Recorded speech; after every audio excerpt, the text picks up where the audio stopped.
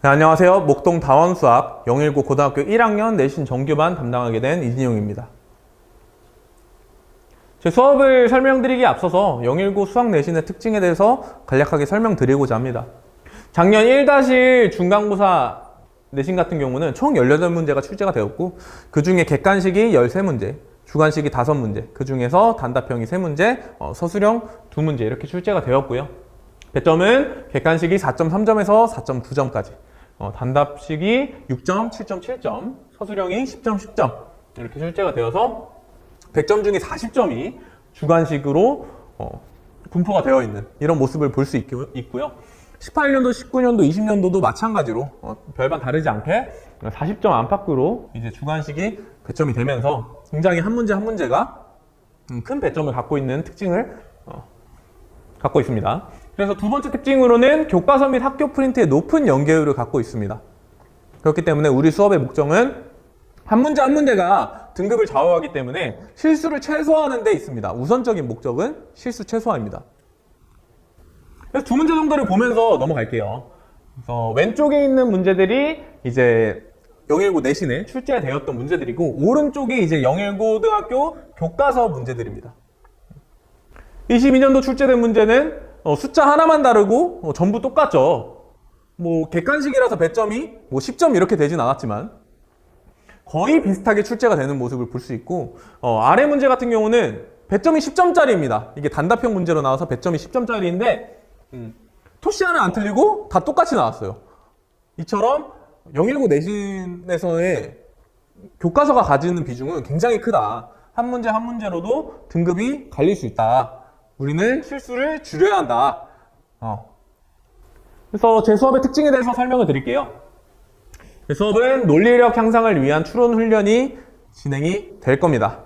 고등수학 과정에서, 고등교육 과정에서 이제 학습자들한테 원하는 게 크게 두 가지가 있는데, 첫째로는 논리력이랑 두 번째는 추론 능력입니다. 물론 이 두 개가 복합적으로 작용을 하긴 하지만, 다른 과목에서도 이 두 가지 능력을 요하긴 하지만 수학에서는 특히나 이 능력들이 부각이 되는 편입니다.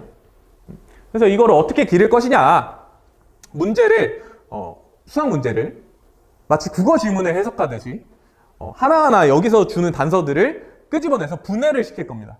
분해를 시켜서 이것들이 무엇을 의미하고 있는지, 출제자가 너희들한테 원하는 게 뭔지 이거를 파악하는 게 수업의 좀 궁극적인 목적이라고 할 수 있겠습니다. 그래서 이런 훈련들을 하게 된다면은 평가원이랑 교육청에서 주는 문제들은 보통 이제 문제들에 주어진 단서를, 문제에서 주어진 단서들을 전부 사용하게 이제 설계가 되어 있단 말이죠. 그렇기 때문에 당연히 그런 문제들 잘 풀게 되면 물론이고, 1년, 2년이 지나고 다시 봐도 그 개념들을 끄집어내서 언제든지 사용을 할 수 있게 만드는 게 추론 훈련입니다. 두 번째로는 당연히 내신 수업이기 때문에 한정된 시간 내에 문제를 풀어내는 노하 학습이 들어가겠죠. 019는 특히나 한 문제 한 문제로 등급이 갈리기 때문에 신속 정확하게 풀어내는 능력이 크게 요하게 됩니다. 셋째로는 이제 목동 대치권의 내신 미리 보기를 통해서 고난도 문제를 적응을 하는 훈련을 진행할 겁니다. 학생들은 이제 시험장에 들어가게 되면은 자기가 가진 능력의 100%를 활용하지 못합니다. 보통은 이제 긴장을 하고 손이 발발 떨려서 당황하게 되고, 심리학 문제들을 봤을 때 당황하게 되고, 그거를 시간 내에 못 풀어내게 되는 경우를 굉장히 많이 봤는데, 그게 이제 학교 내신 난이도를 생각해서 고난이도 문제들을 안 풀었기 때문에 그런 적응이 안 되어 있는 거거든요. 그래서 고난도 문제를 풀므로써 학교 내신에 만약에 심리학 문제가 나왔다고 했을 때 그거를 쫄지 않고 겁먹지 않고 술술 풀어낼 수 있게 이렇게 훈련이 진행이 될 거고, 이 세 개의 학습 혹은 훈련이 복합적으로 작용을 해서 학생들의 내신 등급을 끌어낼 수 있게 설계가 되어 있습니다. 교재는 수학의 바이블이라는 시중 교재를 사용을 할 거고요. 왜 이거를 사용을 했냐 하면은 굉장히 개념이, 문제 수는 그렇게 많지 않지만 개념이 굉장히 자세하게 풀어서 설명이 되어 있습니다.